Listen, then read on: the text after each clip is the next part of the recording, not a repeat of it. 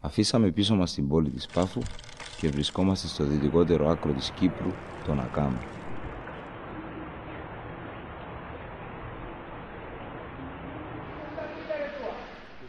Έχουμε μπροστά μας πάνω από 500 χιλιόμετρα και είμαστε στην τρίτη μέρα της διαδρομής.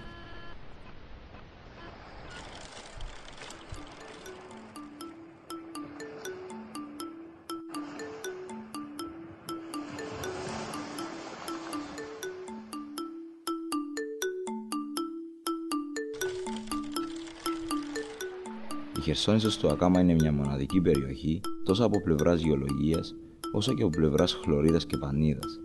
Διαθέτει μια μοναδική ποικιλία βιοτόπων και οικοσυστημάτων.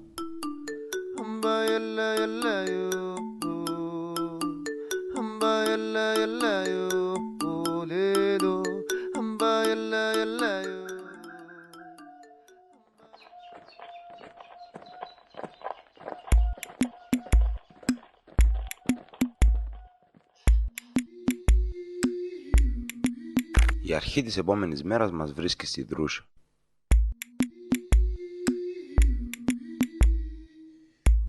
Γράψε το αξί, έλλειψη σηματοδότησης.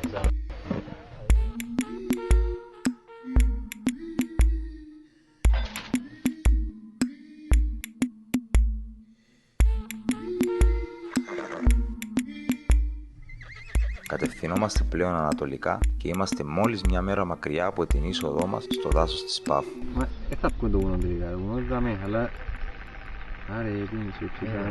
Το δάσος Πάφου αποτελεί τη μεγαλύτερη μη κατοικήσιμη έκταση του νησιού. Καταλαμβάνει κυρίως τις βορειοδυτικές πλαγιές της οροσειράς του Τρόοδους και καλύπτει έκταση γύρω στα 700 τετραγωνικά χιλιόμετρα.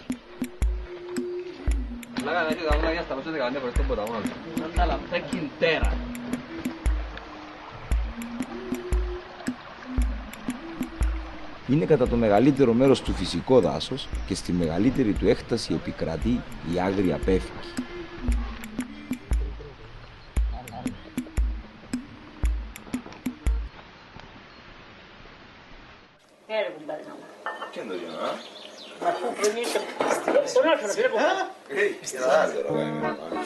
Δεν πράγμα που κάνουμε σκιό και πιάνει τώρα και ξέρει πολλά λεπτά της αγρίας. Και πιάνει τώρα και φύγει και τώρα λέμε.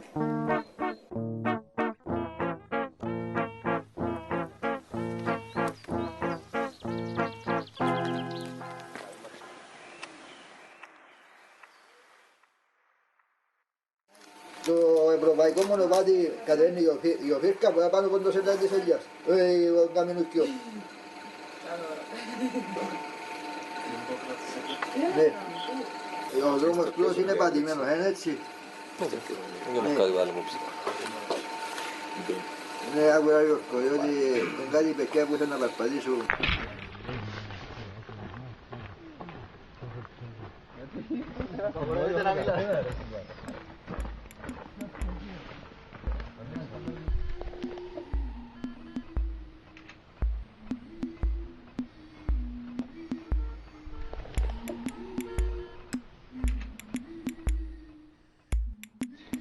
δεν πρέπει να βλέπουμε τη θάλασσα που δάμε. Κόψεις σε λίγο εκεί. Όχι, όχι. Απλά υποψιάστηκα ότι μπορεί να το παθατήσεις και το τραβήμα του. Είδαμε κάτι πολλά ενδιαφέρον. Οι λάθος υπολογισμοί μας έχουν στοιχήσει 12 επιπλέον χιλιόμετρα. Έτσι φτάνουμε στο Μιλικούρι με τη δύση του ήλιου και πολύ κουρασμένοι.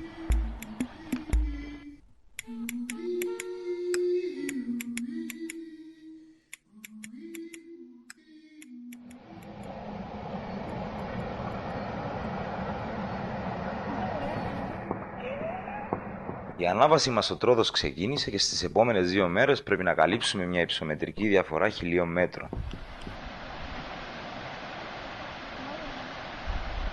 Σε δύσκολη αυτή ανάβαση η ομάδα μας από τριμελής γίνεται εξαμελής.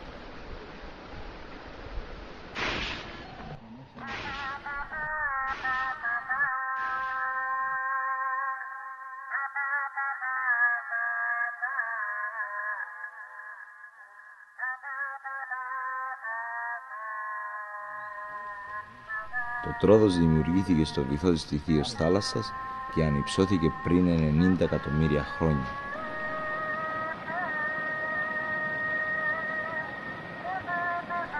Θεωρείται σήμερα το καλύτερο διατηρημένο φιολιθικό σύμπλεγμα στον κόσμο. Προσφέρεται για ειδικές επιστημονικές έρευνες και ιδιαίτερα για την κατανόηση του τρόπου που σχηματίστηκε ο ωκεάνιος φλοιός. Είναι η υψηλότερη οροσειρά της Κύπρου με την υψηλότερη κορυφή της στον Όλυμπο να φτάνει τα 1952 μέτρα. Από την οροσειρά του Τροόδους πηγάζουν όλα τα αξιόλογα ποτάμια της Κύπρου. Γι' αυτό η σημασία του στην υδάτινη οικονομία του νησιού μας είναι τεράστια. Τα φυσικά ιονόβια δάση της Μαύρης Πεύκης μαρτυρούν το πέρασμα του χρόνου.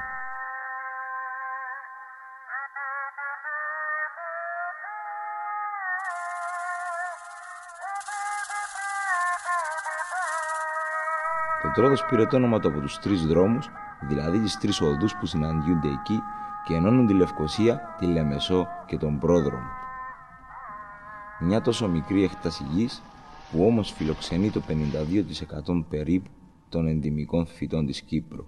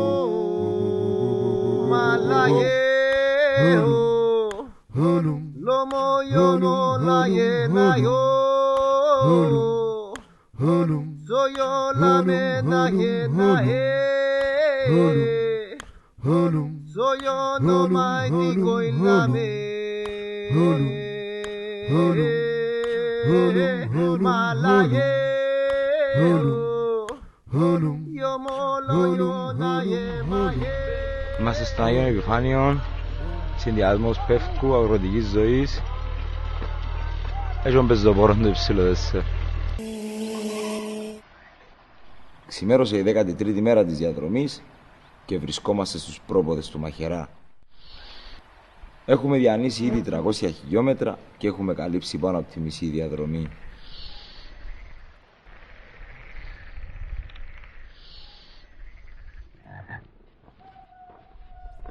Το δάσος του Μαχαιρά το χαρακτηρίζει η αραιή βλάστηση τραχιάς Πεύκης, τα βραχώδη πυρηγενή πετρώματα και οι απότομες κλίσεις του εδάφους.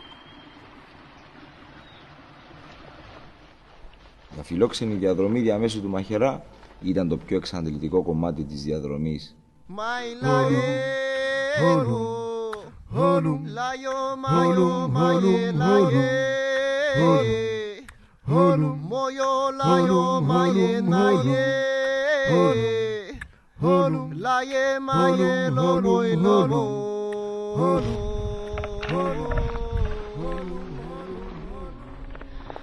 Το τέλος της ανάβασης θα μας σηματοδοτούσαν τα Κιόνια που με υψόμετρο 1423 μέτρα αποτελεί την τέταρτη πιο ψηλή βουνοκορφή της Κύπρου.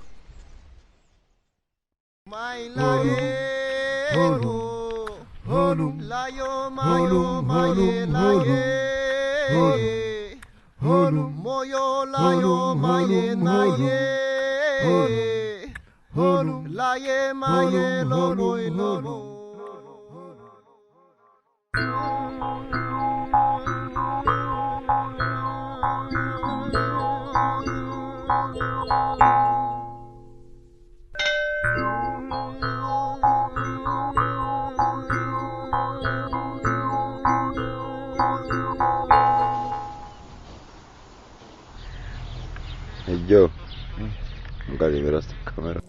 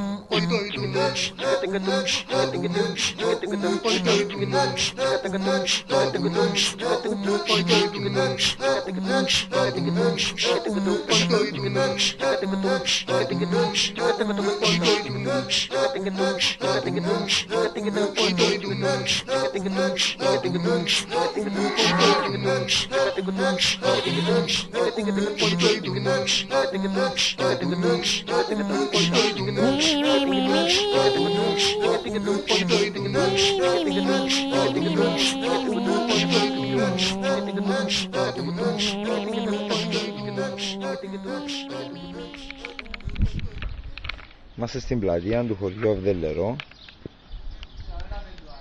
Όπως μπορείτε να παρατηρήσετε, ερημιά. Το Κοινοτικό Συμβούλιο μας ευχέται καλή χρονιά.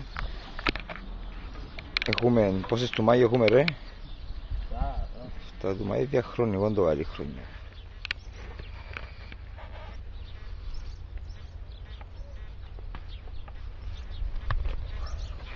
Έτοιμος.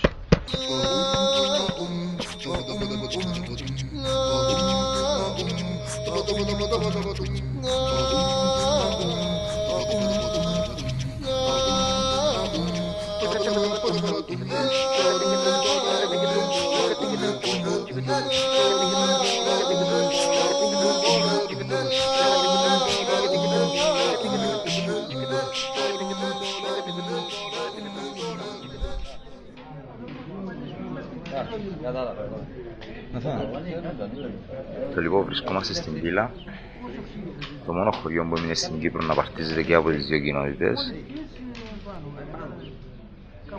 Απέναντι μας έχουμε μια σκοπιά των Ηνωμένων Εθνών. Η τρίτη φορά που προσπαθώ να βάζω την κάμερα για να τραβήσω πλάνα. Ελπίζω να είναι μερίδα.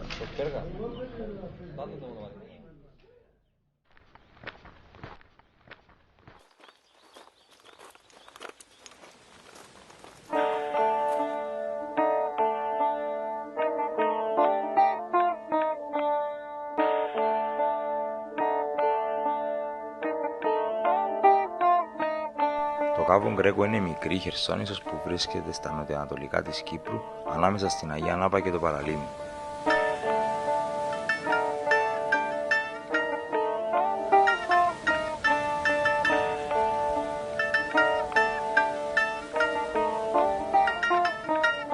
Η περιοχή έχει ανακηρυχθεί σε εθνικό δασικό πάρκο και καλύπτει έκταση 4 τετραγωνικών χιλιόμετρων.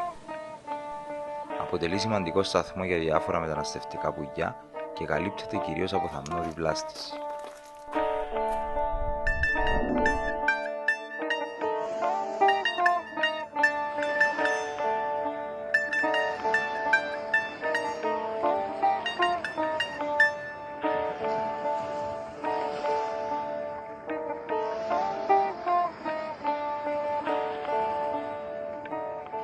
Προσφέρεται για τους λάτρεις της κατάδυσης, αφού στη θαλάσσια περιοχή έχουν βρεθεί πολλά ναυάγια.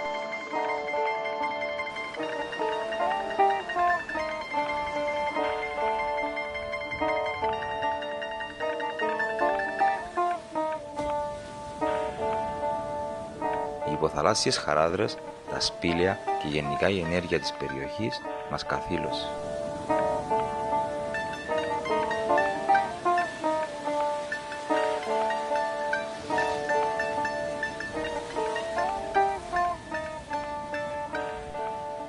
Διασχίσαμε ολόκληρο το νησί και το τέρμα είναι μόλις 70 χιλιόμετρα μακριά.